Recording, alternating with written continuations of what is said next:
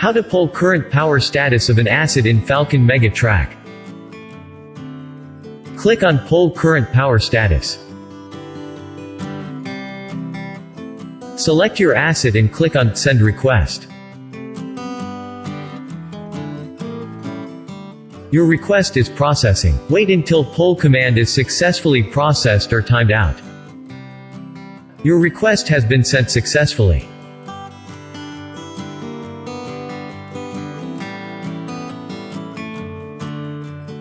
Request for current power status of your asset is sent successfully.